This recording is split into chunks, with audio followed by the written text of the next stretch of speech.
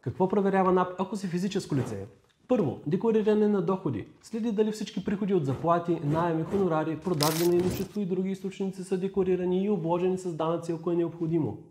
В предното видео разбрахме, че могат да ви проверят, ако имате онлайн продажби и сте изпращали с наложени платежи. Ако редовно продаваш с наложен платеж, това може да се приеме като търговска дейност, дори да е без фирма, което ще проверят, защото също подлежи на облагане както с данъци, така и с осигуровки. Разходи и доходи. Ако разходите значително надвишават декларираните доходи, НАП може да изиска обяснение за произхода на средствата. Осигуровки и данъчни задължения. Проследява дали плащаш дължимите данъци и осигуровки на време. От НАП следят за доходи от инвестиции. Печалби от продажба на акции, криптовалути, дивиденти и други финансови инструменти също се облагат с данъци.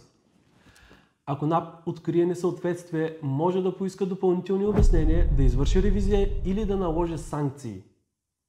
Ако получаваш доходи различни от заплата по трудов договор, препоръчително е да се консултираш с счетоводител, за да разбереш какви данъци е възможно да дължиш.